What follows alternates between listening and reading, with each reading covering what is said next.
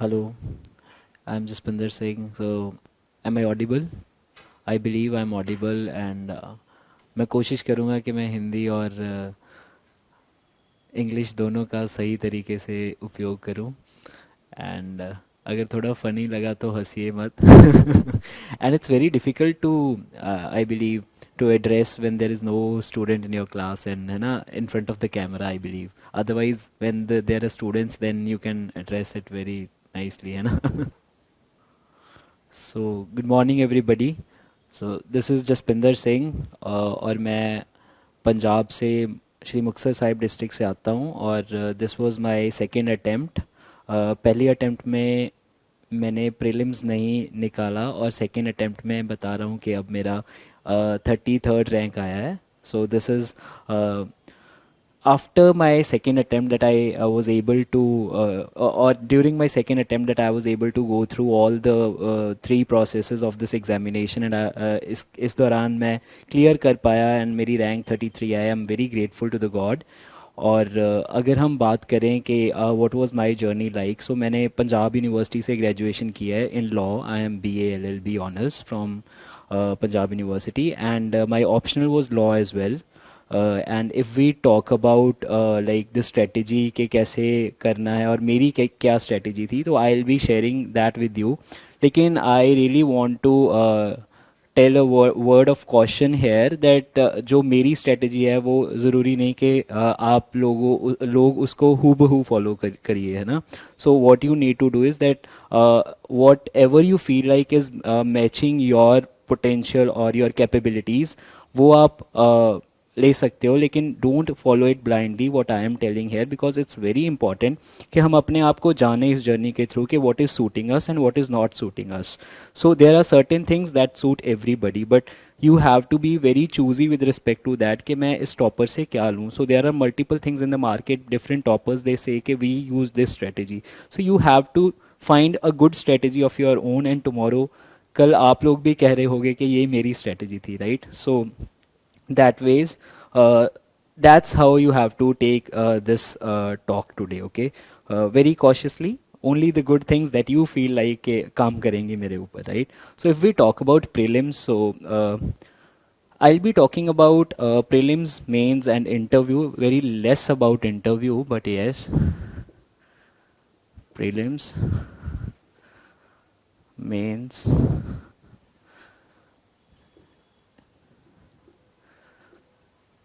First thing that comes to our mind कि क्या कौन से सोर्सेज फॉलो करें. So I believe general sources that every topper suggest you have to feel that what you have to find certain sources that should not be boring for you when you revise.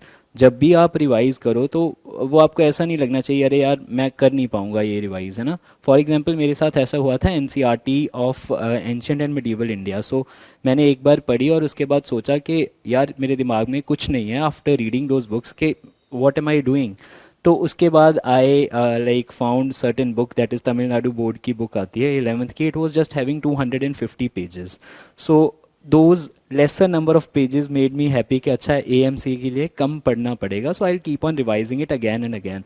तो मैंने वही किया कि उसको किया लेकिन बार बार किया. Every वो 250 पेज ज़रूर है लेकिन every word of it every line of it is very important. अगर आप उसको एक बार कर लो दो बार मतलब revise it again and again your ancient medieval history is sorted as per me. मेरे लिए it was fine right. So I believe it will work for you as well specially those people who find that ancient and medieval India is boring and it cannot be revised. You need to again identify the subjects where you are weak.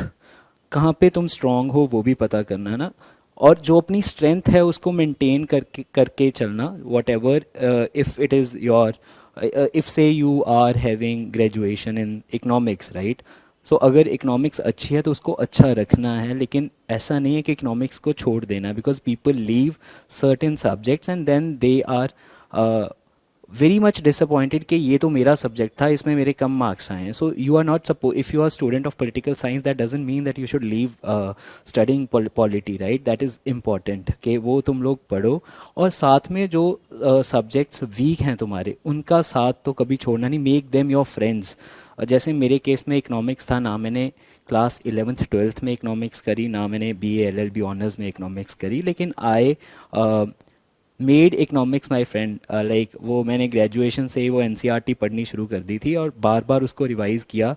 Like एक economics एक ऐसा subject है जिसको मैंने पता ही नहीं कितनी बार revise किया होगा। लाइक आई आई के नॉट से कि मैंने कितनी बार NCERTs पढ़ी हैं इकोनॉमिक्स की, जस्ट बिकॉज कि वो मेरा वीक था। एंड आई लाइक उसके बाद it became one of my favourite subjects.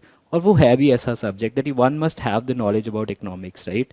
So it makes you complete, it makes your knowledge complete, I believe, है ना? सो वो बहुत ज़रूरी है। Like what I want to say is that when you choose your sources, choose them in such a way कि उसको revise कर सको, और उसके बाद उसको रिवाइज़ करना is equally important, rather more important, ठीक है? And regarding revision I want to say one thing कि मन मार के रिवीजन करनी पड़ती है। ऐसा नहीं कि like it's very easy to revise, it's very easy to say that I will be revising it in first revision, things will be fine, in second revision things will be fine. लेकिन तीसरी बार जब revise करने लगोगे तो like वो मौत बराबर होता है ना, कि बस अब नहीं हो पा रहा, राइट? सो वहाँ से like you have to kill your mind there when you are revising it, right? अगर वो मन को मार लिया then you are sorted. Fourth fifth बस जब जब तक प्री है तब तक बस रिवाइज करना है। So that is the mantra to success, कि रिवाइज करो and you will be seeing the results, okay? Then coming to okay, the first thing is books. you have to choose them wisely, what is suiting you, not so boring books, right? Lesser number of pages. If I went by the number of pages कि मैंने एक दिन में इतने pages पढ़ने हैं, rather than going कि मैंने एक दिन में इतने घंटे पढ़ना है, so it should be very much clear in your head कि तुम्हारा टारगेट पेजेस या चैप्टर्स या सिलेबस होना चाहिए। ये नहीं कि मैं 14 घंटे पढ़ूंगा लेकिन वो क्वालिटी टाइम नहीं स्पेंड कर रहे हो आप लोग, right? So it is very important that you complete your targets, at least try to complete your targets, okay? The first is with respect to books, दूसरा revision, this is the most important thing, और तीसरा test series. Now when you start your test series you must have a basic knowledge of your subject, and here comes to understand what is the perimeter of your subject, and for this PYQs are very important. Say previous year question papers, uh,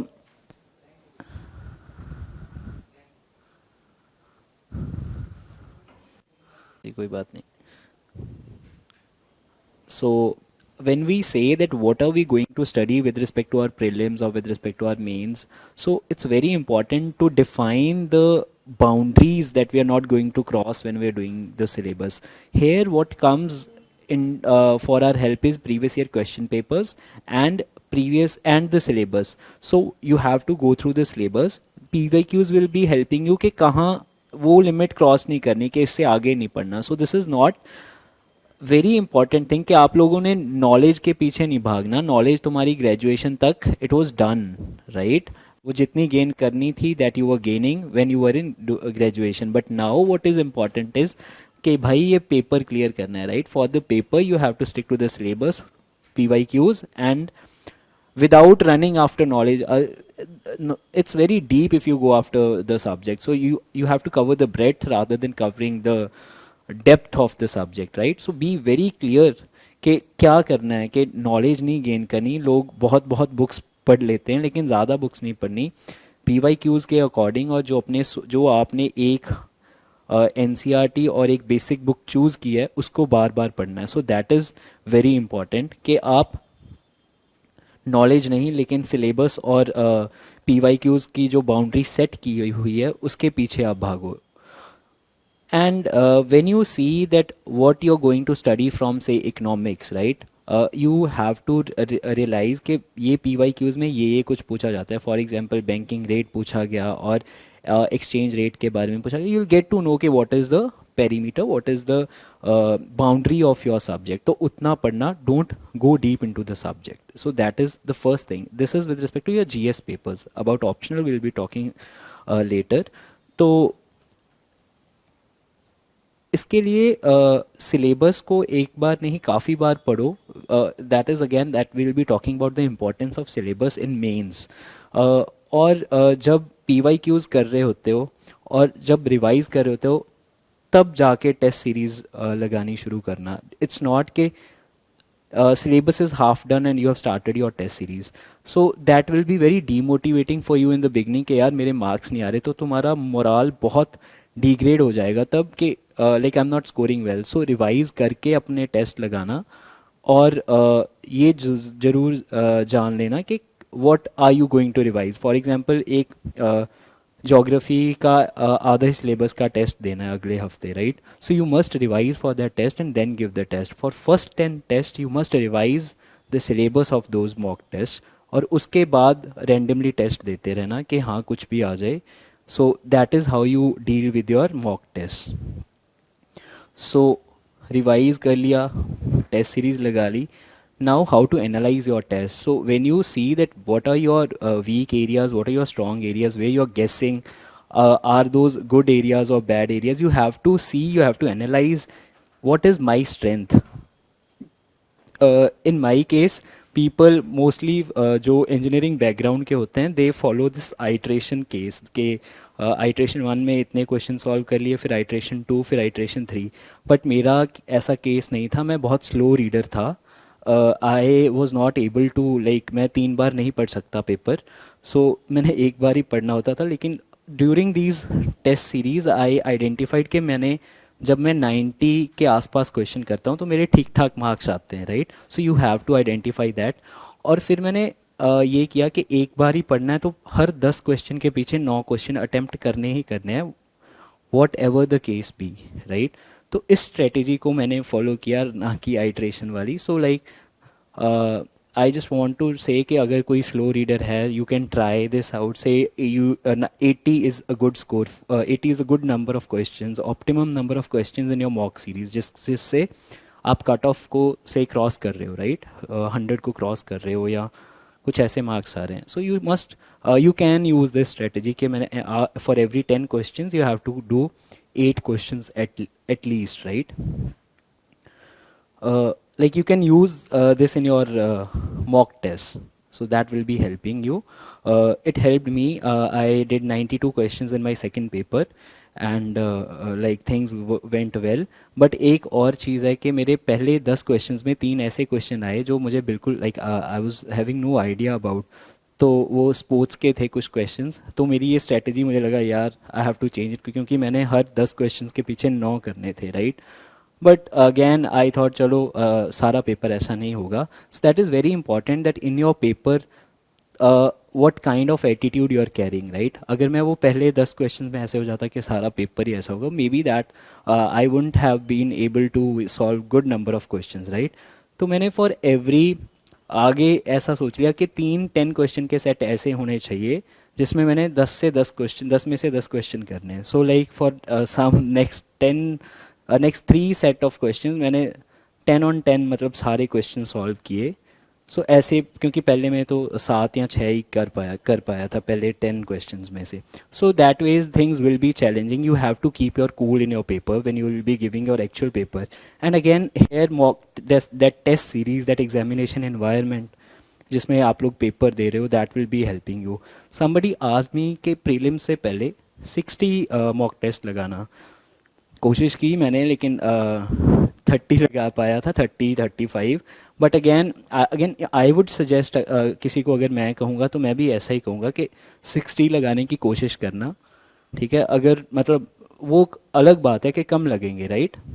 so try के mock test ज़्यादा लगाओ, analyse ज़्यादा करो और अपना वो पहचानो कि what is optimum number of questions that are working for me.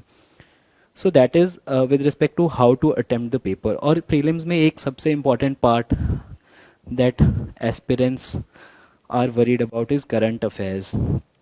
Again, for me current affairs it was not that मैं इधर उधर भागता था सोर्सेज के पीछे. सो इट वॉज सॉर्टेड कि मैंने न्यूज़पेपर पढ़ना है और फिर एक मंथली मैगज़ीन पढ़नी है और फिर उस मंथली मैगज़ीन को बार बार रिवाइज़ करना है. सो मैंने उसको 2 बार रिवाइज़ किया. पहली बार इन माई फर्स्ट अटैम्प्ट मैं कुछ ज़्यादा रिवाइज़ नहीं कर पाया, बस एक बार मैगज़ीन पढ़ी थी. लेकिन in my second attempt I revised and like I got better marks. So मेरे पहले अटैम्प्ट में 91 मार्क्स थे, जबकि 92 कट ऑफ थी. और दूसरे अटेम्प्ट में मेरे 108 मार्क्स थे when the cut off was 87. So in my first attempt मैंने अटेम्प्ट किए थे 76 से 77 questions. In my second attempt, I attempted 92 questions. So the difference is कि I got to know what is going to work for me in the mock tests only. So आप mock test को please seriously दीजिए, identify कीजिए कि what is going to work for you in the actual paper environment. And mock test में आप देखना कि P Y queues फिर से रिपीट हो रहे होंगे. और इस बार के जो प्रीलिम्स पेपर आया था उसमें इकोनॉमिक्स के कुछ क्वेश्चन तो ऐसे थे जो लाइक प्रीवियस ईयर से उठा के हु बहू ही डाल दिए थे. So that's where for the prelims I think one must like do previous year question papers. That is very important. Now moving to mains, that was all about prelims. Moving to mains, here what is important is your syllabus. Like each and every topic of your syllabus, each and every subtopic of your syllabus, you must have say 2 से 3 page होने चाहिए तुम लोगों के पास कि कुछ अपने short notes लिखे हों. सो सपोज़ आपके पास एक नोट्स हैं, आपके इंस्टीट्यूट के नोट्स हैं, राइट. तो आपने क्या करना है कि जब आपका प्री क्लियर हो जाए या उससे पहले, मेरे केस में मैंने पहला प्री फेल होने के बाद ऐसा कुछ करना शुरू किया था कि मैं मेंस के लिए पढ़ा था, क्योंकि मैं बॉर्डर लाइन पे था. सो आई वाज लाइक कि मेरा मेंस शायद मैं लिख रहा हूँगा, लेकिन वो नहीं लिख रहा था. लेकिन I did my job then for my mains. तो तब मैंने जो काम किया वो ये था कि मैं शॉर्ट नोट्स बनाने लग गया था. मैंने एथिक्स के और ऑप्शनल के शॉर्ट नोट्स तब बना लिए थे after failing my first prelims. तो syllabus is very important, that will be guiding you here कि क्या कौन से नोट्स बनाने. Don't just blindly make notes from any book or from your coaching institute notes. You first just write the subtopic of the syllabus on the piece of paper, then you see what you have written in your notes, then make short notes out of it, like what, when, where, how, answer all the questions and the solutions for those problems if they are there in that topic, right. So that is how you go about your mains. Never study mains from the angle of what book is saying, rather study it from the angle of syllabus, because in the syllabus you will find that after every problem there is solution oriented syllabus as well, right. So वही syllabus को use करके you have to decide the dimensions of your say topics or of your answers. So that is how syllabus becomes very important. और उसके बाद क्या important है, your previous year question papers, because again syllabus can take you very deep, right. कि GS में आप लोग deep चले जाओगे, लेकिन again your boundary will be decided by your previous year question paper कि क्या आएगा actually previous year question paper में. फॉर एग्जाम्पल अगर इस बार की बात करें तो there were certain questions which were like we can say repeated, और the topic was just as it was there in the previous year question papers. If we talk about GS paper 1, तो उसमें जैसे like young Bengal and ब्रह्मो समाज पे question आया था, वो 1990s वाला प्रीवियस ईयर क्वेश्चन रिपीट किया गया था, राइट. और if we talk about integration process of princely states, तो वो 96 में आया था, फिर वो 97 में आया, फिर वो 2003 में आया, एंड फिर 2021 में आया. So that is how these previous year question papers are helping, right. Landslides के ऊपर अगर कुछ पूछा गया, सो अगर कुछ भी डिज़ास्टर के ऊपर पूछा जाता है, सो वो करंट अफेयर से होता ज़रूर है, लेकिन इट कम्स के वो प्रीवियस ईयर क्वेश्चन से भी वही उठा के डाल देते हैं. फॉर एग्जांपल हिमालयन रीजन और वेस्टर्न घाट्स के ऊपर आया था लैंडस्लाइड्स के बारे में, तो वो 2013 में भी आया था, वो Gadgil committee and all those reports के बारे में, और 2016 में भी आया था हिमालयस के ऊपर. So that is how previous year questions are getting repeated. 86, 94, 93 and 2017 में क्वेश्चन आता रहा है मॉडरेट्स के ऊपर, मॉडर्न इंडिया हिस्ट्री पे. और इस बार भी they asked about the wider freedom movement of moderates, उसके बारे में पूछा गया. So even in GS2 constitutional morality 2019 में इसके ऊपर GS4 में आया था, तो अब GS2 में आ गया. फिर प्रेशर ग्रुप्स पे तो क्वेश्चन आते ही रहते हैं, like you have to prepare say 2 or 3 pages on pressure groups, वो आना ही आना है. NGOs पे क्वेश्चन प्रिपेयर करो, वो it gets repeated every time. So मुझे याद है मैंने किसी टॉपर का बस एनजीओ के ऊपर कुछ योगेश पाटिल नाम था उनका, तो उन्होंने जो लिखा था वो बस लिख लिया, और एनजीओ वाला जो भी कुछ था, जो भी जहाँ भी लिखना होता था वही लिखता था. So like you must have things in your hand कि क्या. Again here what is important is your syllabus. वो सब टॉपिक्स जो लिखे हुए हैं ना, you are not, you can not afford to leave that.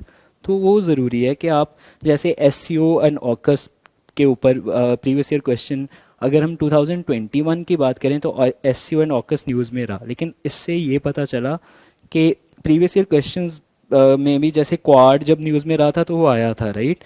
फिर सी पैक जब रहा था तो 2018 में वो आया था. तो इस तरह जब इसी तरह S C O and AUKUS इस साल न्यूज़ में था तो वो question paper G S two में आया, right. So G S paper three में लैंड रिफॉर्म्स आए, लेकिन लैंड रिफॉर्म्स अब पी वाई क्यूज़ में बहुत बार आ चुके हैं, राइट.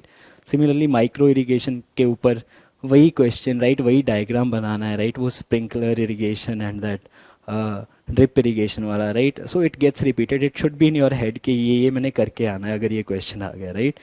तो मनी लॉन्ड्रिंग के ऊपर every time you get a question from internal security, कभी टेररिज्म के ऊपर क्वेश्चन आ गया, right. So these are certain questions that get repeated. Cyber attacks पे क्वेश्चन आ गया, ऐसे like external state non state actors, ये क्वेश्चंस आते हैं. और like you must have it in your head कि तुम ऐसे क्वेश्चंस को मैप बना के like you can solve such questions. Like ऐसा ही कुछ मैप बनाओ, बस you must know how to make map एक. और लाइक बहुत जल्दी में वो मैप बनाना सीखो अपना. और इंटरनल सिक्योरिटी यहाँ से कौन से फैक्टर्स थ्रेट कर रहे हैं, यहाँ से कौन से फैक्टर्स थ्रेट कर रहे हैं, फिर ये वाले कौन से फैक्टर है, वो मैप पे आप शो करो. So this becomes your habit when जब कोई भी ऐसा क्वेश्चन आएगा तो तुम you will be always having it in your head कि मैंने क्या करना है. So when you are clear कि प्रीवियस क्वेश्चन पेपर ऐसे थे, तुम्हारे दिमाग में आंसर्स हैं, तो वैसा क्वेश्चन जब आएगा तो you will be writing same things in your paper. से आई थिंक 40 से 50% of your marks from that paper can be easily scored, like जो भी ऑलरेडी प्रिपेयर्ड मटीरियल से, जो ये एन जी ओज एंड ऑल वाला पोर्शन है. So that is what is the importance of P Y Qs in your mains. और if we talk about revision, for revision you must have short notes, like वो बहुत handy होते हैं and you can revise them again and again. I remember how I revised was कि पहले short notes बनाए, फिर वो पढ़े, फिर उनसे एक टेस्ट दिया, राइट. फिर अगले टेस्ट से पहले फिर वो शॉर्ट नोट्स पढ़े, फिर वो टेस्ट दिया, फिर एग्जामिनेशन इन्वायरमेंट माहौल क्रिएट करने एक वो सुबह शाम पेपर होता है, फिर वो दिया, उसके लिए भी पढ़ा, फिर एक्चुअल पेपर हुआ उससे पहले रिवीजन की. सो ऐसे 3-4 बार शॉर्ट नोट्स अपने रिवाइज कर लो. So that will be again helping you a lot. सो यहाँ इम्पोर्टेंस आती है वो शॉर्ट नोट्स की कि क्या क्या टॉपिक पे कितना कितना लिखना है और जल्दी जल्दी रिवाइज करके अपना पेपर देना है. So that simulations are very important while you are giving your mock test. वो क्या रिवाइज करना है वो तब पता चल जाता है. और जो फोर्थ रिवीजन होती है वो like that become so quick कि पता है कि क्या क्या आएगा आगे नोट्स में. सो बी वेरी श्योर कि तुम वही नोट्स से पढ़ रहे हो rather than getting new things every time, right. So that is with respect to PYQs. Now coming to my optional paper.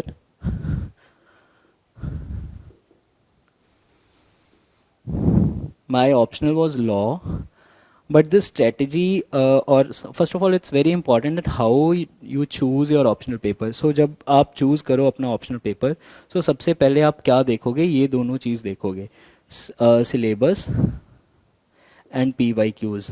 मेरे केस में मैंने सोशियोलॉजी लेना था, अपने 12th में सोच रखा था कि जब मैं 5 ईयर बाद पेपर दूंगा तो मैं सोशियोलॉजी लूँगा, not law.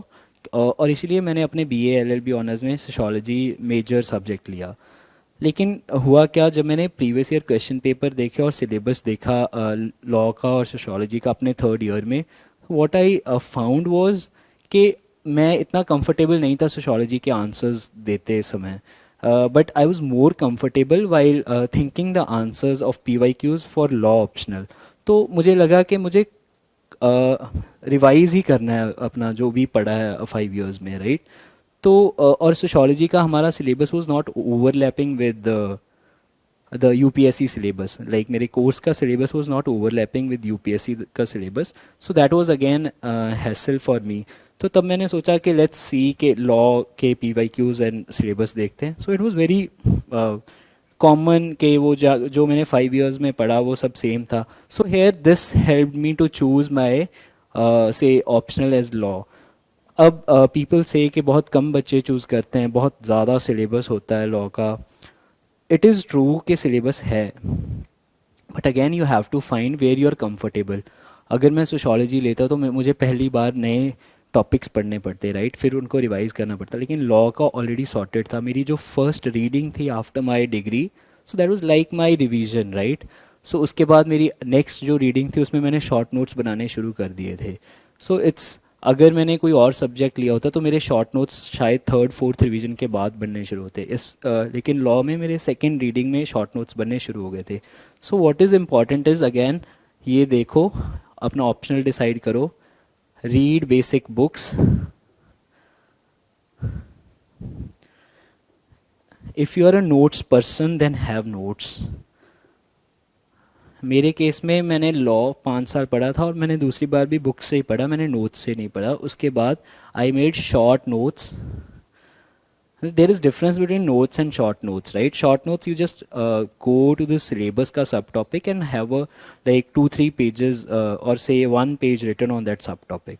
So that is about, I made short notes so comprehensive के सारे case laws everything was written in a very like minute space. तो वो ऐसा था कि बस इसी को रिवाइज करना पड़े, बुक्स ना खोलनी पड़े। तो मेरे शॉर्ट नोट्स कुछ ऐसे बने। सो जब शॉर्ट नोट्स बनाओ तो that is your second revision, right? It should not be your first revision at least, right? एक बार रीडिंग, फिर फर्स्ट रिवीजन, फिर शॉर्ट नोट्स, फिर कोई टेस्ट सीरीज़ लगाओ तो अपने शॉर्ट नोट्स से पढ़ के वो टेस्ट सीरीज़ दो। अगर आंसर्स नहीं कर पा रहे हो तो अपने शॉर्ट नोट्स को, that means that you need to amend your short notes, right? तो अपने शॉर्ट नोट्स को अमेंड करो। फिर वो देखो पी वाई क्यूज़ कौन से आ रहे हैं। Again for your optional, P Y Qs are the most important thing because they are repeated and every year you can see कि वही क्वेश्चंस आए हैं जो, क्योंकि इट्स ऑप्शनल और अगर देखा जाए डेप्थ में पूछते हैं लेकिन वही क्वेश्चंस पूछते हैं। फॉर एग्जांपल लॉ में क्या इंपॉर्टेंट होगा, कॉन्स्टिट्यूशन के कुछ ऐसे टॉपिक्स होंगे जैसे प्रेसिडेंट, गवर्नर, ये इंपॉर्टेंट है, ये पूछ लेंगे।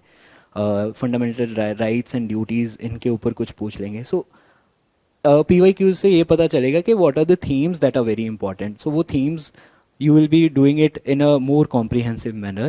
Rest of the syllabus, again it's very important, people leave certain portion of their syllabus, so I do not recommend that कि अपना syllabus सारा करो, लेकिन जो PYQs कह रहे हैं वो ज़्यादा अच्छे से करो। So that is how you can have a balance.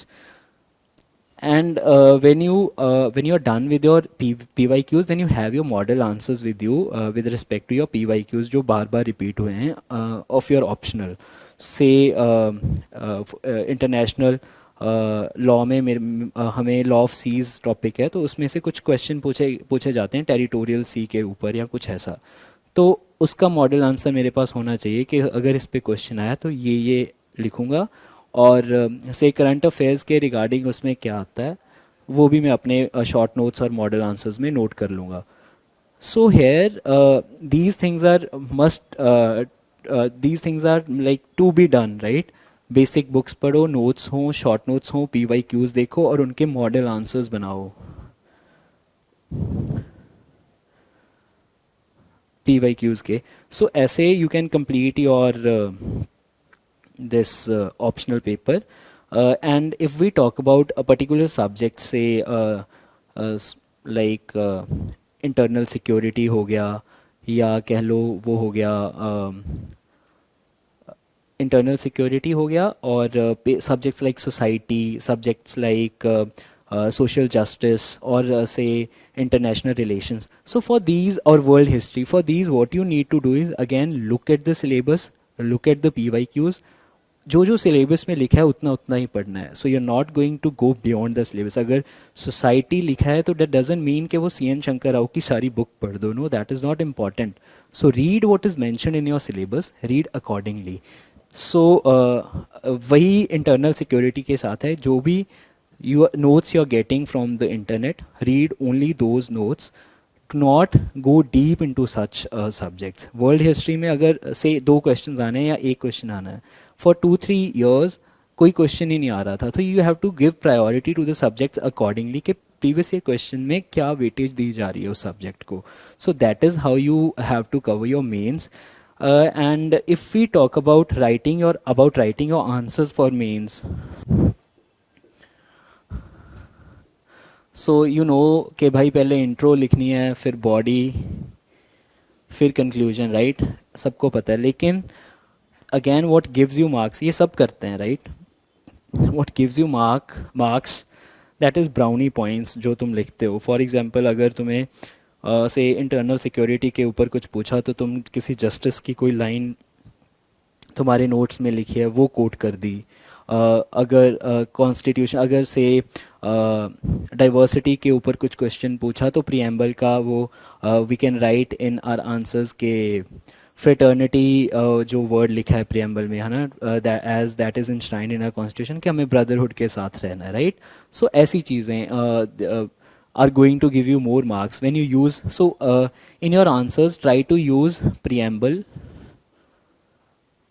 KYC बहुत important है for your mains, like know your constitution and preamble, ये KYC, और उसके बाद your fundamental rights and DPSPs, they are going to give you brownie points for say senior citizen के ऊपर कोई question आया तो you will be writing that DSP, that is DPSP, that is regarding senior citizens. Again weaker sections के बारे में. For legal aid पे कोई question आया तो if you quote 39A, तो ऐसा you can do, right. अगर से कोई जजमेंट्स आ रही हैं सुप्रीम कोर्ट की, right, so be very watchful कि वो क्या कह रहे हैं जजेस. जैसे जस्टिस बेला त्रिवेदी ने कहा कि every sinner is having a future and every saint is having a past, है ना. ऐसी कुछ लाइनें एथिक्स में लिख दी, जीएस में लिख दी, सोसाइटी में लिख दी, right. So when you quote such people, for example justice, ये ऐसा नहीं है कि तुम स्पेशल बैठो और तुम्हें like make notes of these things. पढ़ी होती हैं चीज़ें, न्यूज़पेपर में आती हैं, और उनको बस रजिस्टर कर ले अगर दिमाग, तो you will be able to quote them.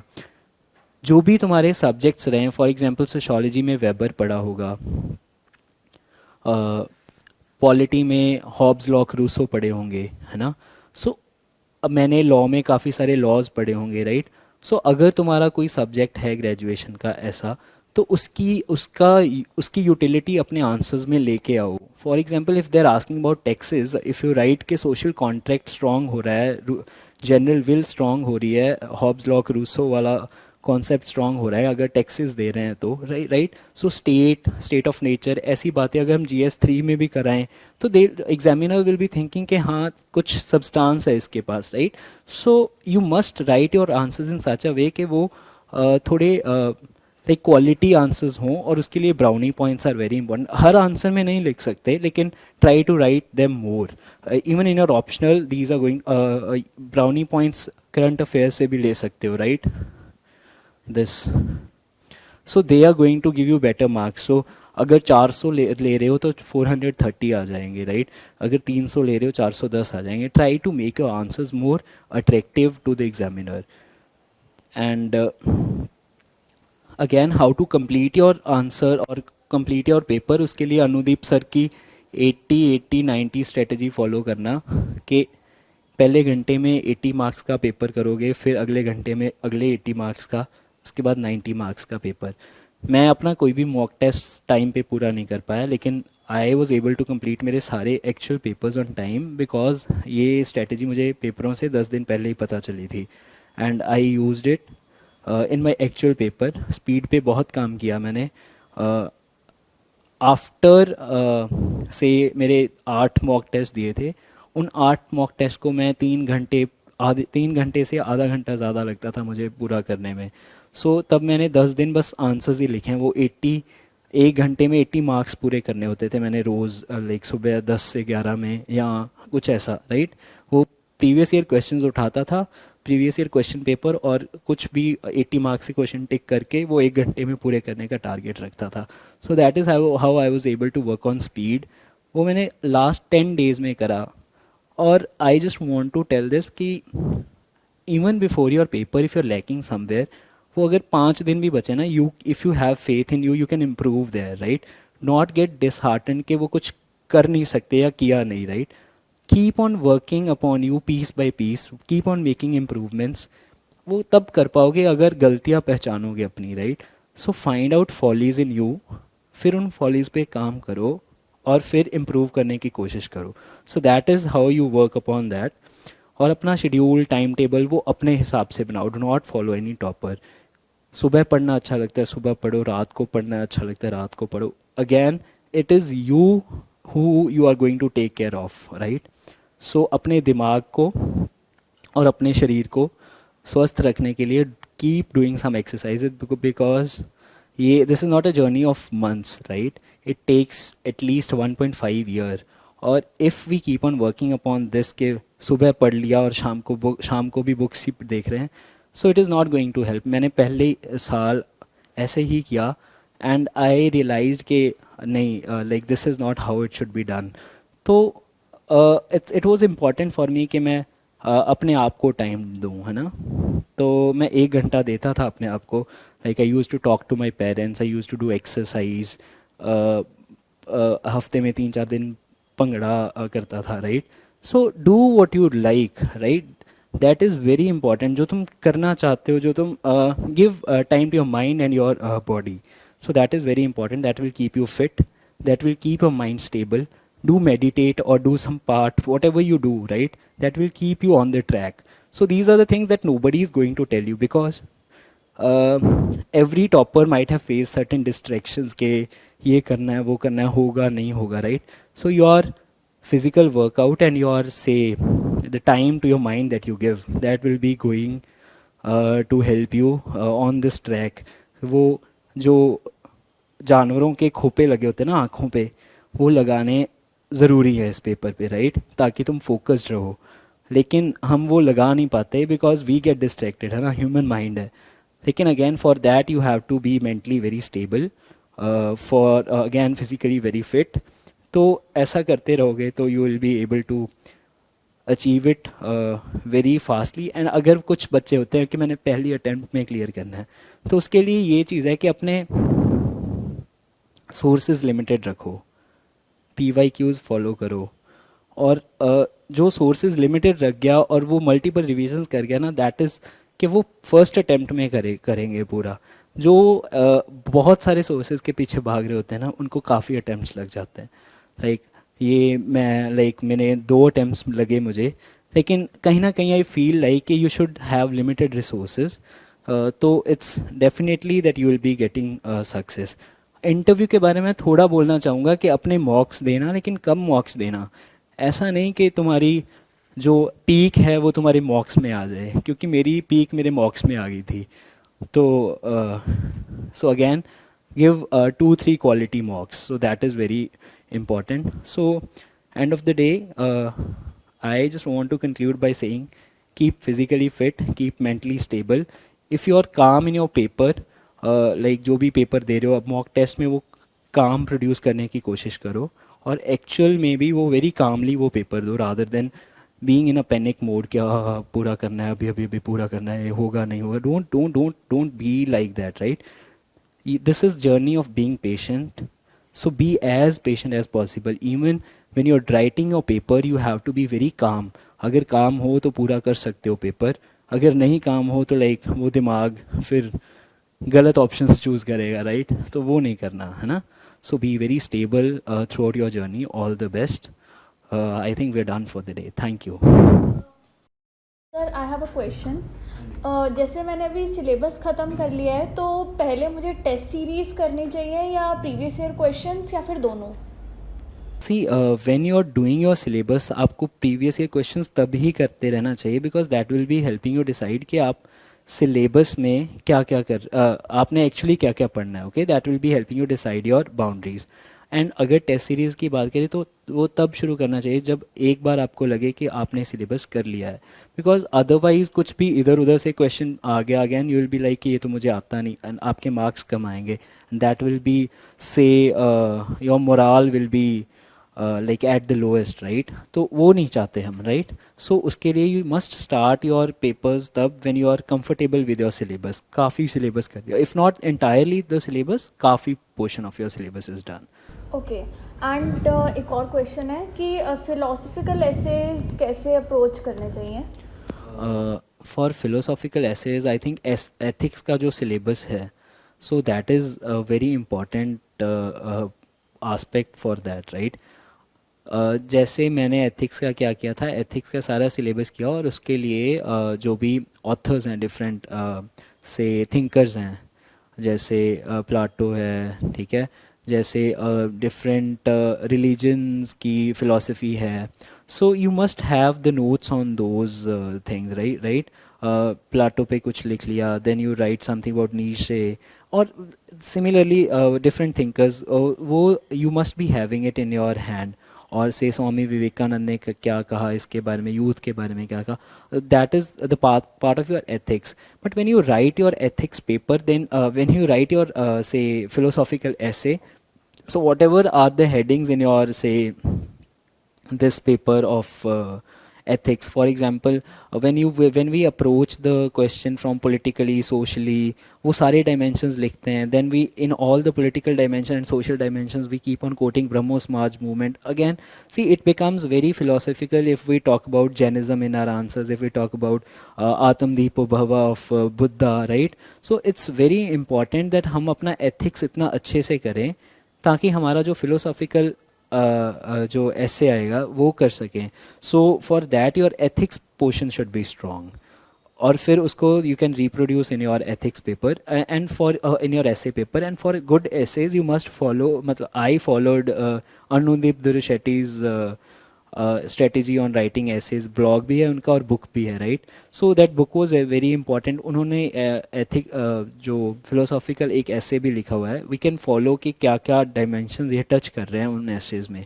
सो अगर वो पढ़ लिए कि ये डायमेंशंस टच कर रहे हैं, और उसके बाद ही और एथिक और जो फिलोसॉफिकल पेपर होता है ना, उसको क्वेश्चन आंसर फॉर्मेट में ज़्यादा सोचना चाहिए। कोई भी क्वेश्चन आए, फॉर एग्जांपल इस बार फिलोसॉफिकली कैसे आया था कि research is nothing but a date with knowledge, right? तो इसमें मैंने काफ़ी क्वेश्चंस पोज किए, for example are women suppose to go on this date with the knowledge, then I wrote about कि वुमेन के क्या नंबर्स हैं in the research field, right? कि वो कम कम है women in the research field. So it's more about कि वो जो कीवर्ड्स यूज़ किए गए हैं हेडिंग में, उन पे आप क्वेश्चंस पोर्ट्रे करने की कोशिश करो, थोड़े फिलोसॉफिकल क्वेश्चंस, और उनको आंसर करते जाओ अपने एसेज में। That will keep on right broadening your essays dimensions, so that is how you can deal with your philosophical essays. Sir, like I'm confused between choosing PSI or sociology or law.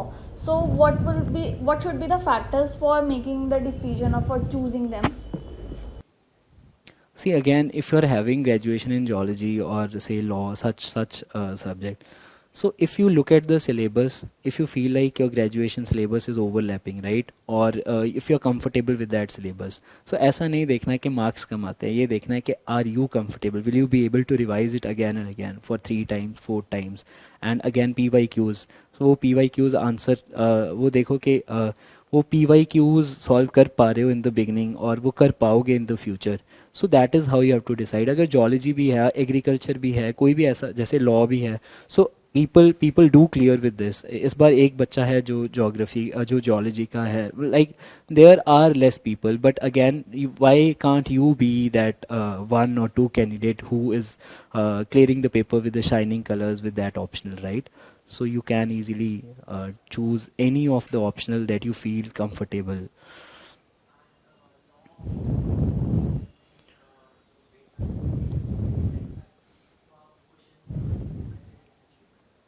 See, it's वो question see it's very important कि हम question को पढ़ें कि question में क्या, law में question अलग तरीके का पूछा जाएगा और जीएस में अलग तरीके का पूछा जाएगा. When you write your answers, वो जो जीएस की इंट्रो है वो हम थोड़ी करंट अफेयर्स से देते हैं, लेकिन जो लॉ की इंट्रोडक्शन है वो we try to give it from the point of view of constitution, from the point of view of a judge's view, or from the point of view of a judgment, right, of Supreme Court. But in the case of GS, you just start with what is happening in the current affairs, then you apply it in the current affairs, then you write pros and cons of the things.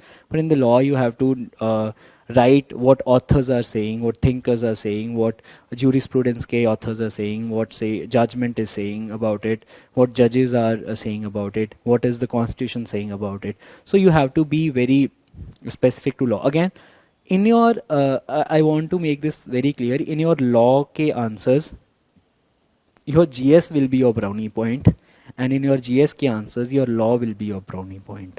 So that is how you distinct between both the things.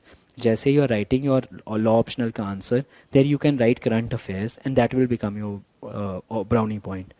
And in your GS का paper, your law optional के for example you right certain law on से domestic violence के बारे में कुछ लिख दिया, right, और ऐसे कुछ लिख दिया, इंटरनल सिक्योरिटी के बारे में पूछा तो लॉज कोट कर दिए, राइट, काफ़ी सारे लॉज लिख दिए. So that will be helping you. So वहाँ तुम्हारे ब्राउनी पॉइंट्स तुम्हारा ऑप्शनल हो जाएगा, ऑप्शनल में जीएस हो जाएगा. That ways they can help each other.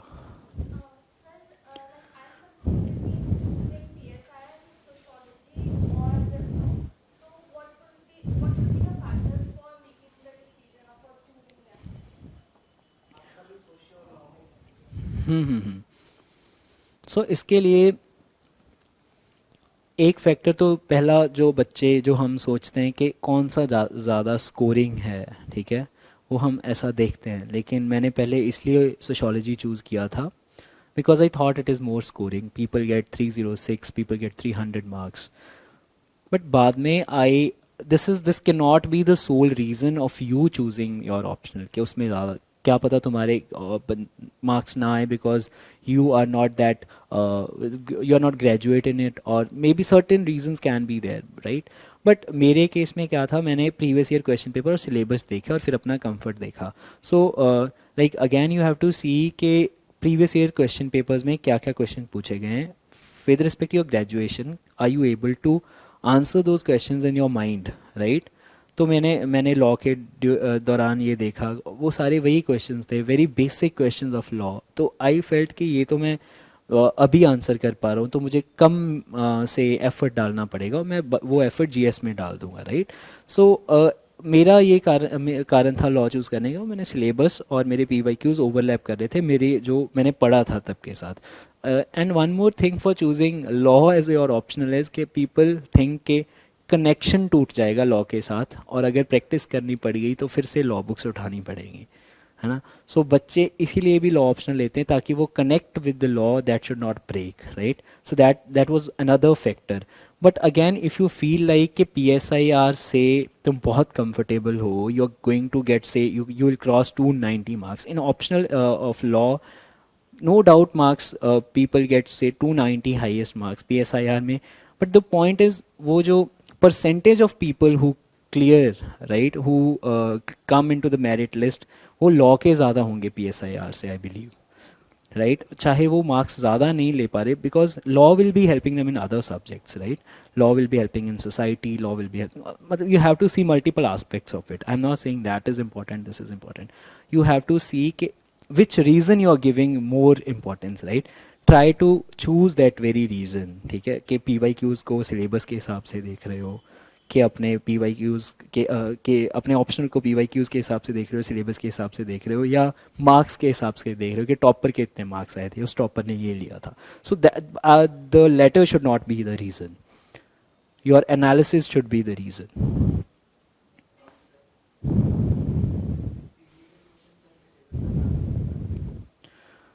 Previous year question paper और सिलेबस का देखो, इसमें भी खूब रोल है, राइट. प्रीलिम्स में भी और मेंस में भी.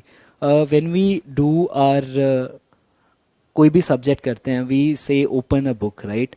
लेकिन वो बुक में बहुत ज़्यादा लिखा होता है. This is not the time that we read all the books entirely. Cover to cover we can not cover the entire books.